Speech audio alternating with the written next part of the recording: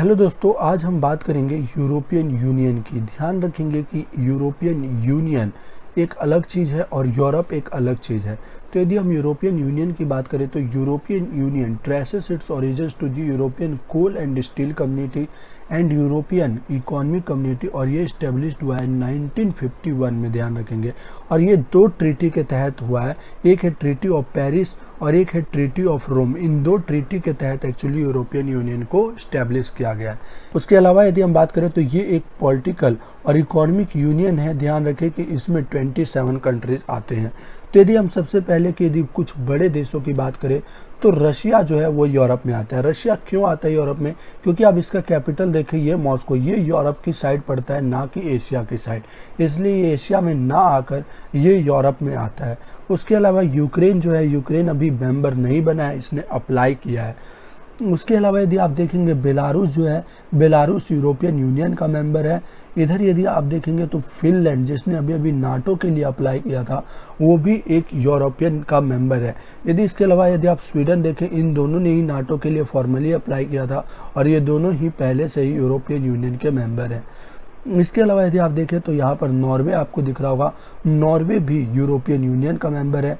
इसके अलावा देखेंगे तो ये जो आयरलैंड है, ये रिपब्लिक ऑफ आयरलैंड, जिसका कैपिटल आपको दुबलिन दिख रहा होगा, ये यूरोपियन यूनियन का मेंबर है। लेकिन ये यूनाइटेड किंगडम, और ये जो आपको दिख रहा है छोटा सा, ये जो आयरलैंड जो दिख रहा है, जिसको बोलते हैं हम नॉर्दर्न आयरलैंड, वो यूके का हिस्सा है। तो ना ही नॉर्दर्न आयरलैंड और ना ही पूरा यूके ये यूरोपियन यूनियन में नहीं आते हैं, क्योंकि आपको पता ही होगा कि एक ब्रेक्सिट डील हुई थी और उस ब्रेक्सिट डील के तहत actually European union, United kingdom जो है यूरोपियन यूनियन से बाहर आ गया था। उसके अलावा यदि आप इधर देखेंगे तो ये जो पोर्तुगल है, ये पूरा यूरोपियन यूनियन का मेंबर है। उसके अलावा स्पेन भी यूरोपियन यूनियन का मेंबर है। इधर आपको फ्रांस दिख ही रहा होगा, ये भी यूरोपियन यूनियन का मेंबर है। इधर आपको इटली दिख रहा होगा, ये भी यूरोपियन यूनियन का मेंबर है। ये पूरा है, ये इतना जो आपको मैप में दिख रहा है, ये इटली आपको दिख रहा है, तो ये भी पूरा यूरोपियन यूनियन का मेंबर है। उसके अलावा यदि हम जर्मनी की बात करें, डॉइचलैंड जिसको हम बोलते हैं, ये भी पूरा यूरोपियन यूनियन का मेंबर है। यहाँ पर आपको पोलैंड दिख रहा होगा, पोलैंड भी यूरोपियन यूनियन का मेंबर है। यदि आगे हम बात करें तो ये आपको दिख रहा होगा कि ये है एस्टोनिया। उसके अलावा यदि हम बात करें तो ये आपको दिख रहा होगा, ये पूरा है लताविया, और ये भी यूरोपियन यूनियन का हिस्सा है। उसके अलावा यदि हम बात करें तो ये आपको दिख रहा होगा यहाँ पर लिथुआनिया, और ये भी एक यूरोपियन यूनियन का हिस्सा है। उसके अलावा आपको पोलैंड दिख ही रहा होगा, और यहाँ पर यदि आपको दिख रहा होगा कि स्लोवाकिया है, जो भी एक यूरोपियन यूनियन का हिस्सा है। और ये है जो है चेक रिपब्लिक, जिसको चेक रिपब्लिक बोलते हैं। इसके अलावा यदि देखें तो ये जो पूरा हिस्सा आपको दिख रहा है, ये यहाँ तक जो आपको दिख रहा है, ये है एस्टोनिया, ये भी यूरोपियन यूनियन का हिस्सा है। और ये यदि आप देखें स्विट्जरलैंड, जो कि बहुत ही फेमस है, बर्न इसका कैपिटल है, ये रहा बर्न, वो दिख रहा होगा आपको, यूरोपियन यूनियन का हिस्सा है।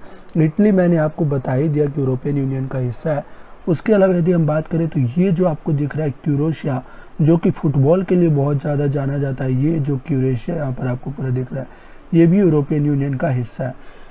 और ये जो आपको उसके नीचे फिर दिख रहा है, ये हुंगरी जो है, ये भी यूरोपियन यूनियन का हिस्सा है। उसके अलावा आपको ये जो सर्बिया दिख रहा है, ये भी यूरोपियन यूनियन का हिस्सा है। और ये जो हर्ज़गोविना, ये इतना हिस्सा, ये जो हर्ज़गोविना आपको दिख रहा है, ये भी यूरोपियन यूनियन का एक हिस्सा है। उसके अलावा यदि हम बात करें तो ये भी यूरोपियन यूनियन का हिस्सा है।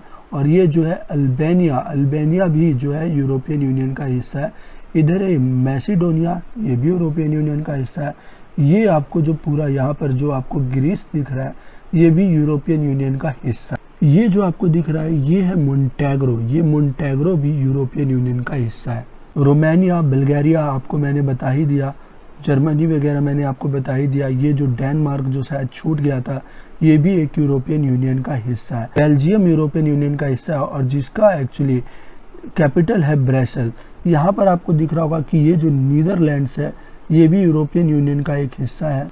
और ये जो है, ये स्लोवेनिया भी यूरोपियन यूनियन का हिस्सा है। तो ये सभी वो देश थे साथियों जो यूरोपियन यूनियन को एक यूनियन बनाते हैं और यूरोपियन यूनियन का हिस्सा है।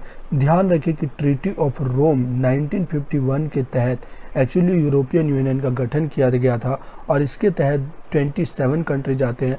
और यूक्रेन ने, जो ये यूक्रेन आपको दिख रहा है, इसने अभी फॉर्मली एक्चुअली यूरोपियन यूनियन की मेंबरशिप के लिए अप्लाई किया है। और नाटो चीफ और यूरोपियन यूनियन के जब यूके बोरिस जॉनसन इनसे मिले तो उन्होंने आश्वासन दिया कि हम प्रपोजल आगे बढ़ रहा है और यूरोपियन यूनियन का हिस्सा हो सकता है कि यूक्रेन कल को बन जाए।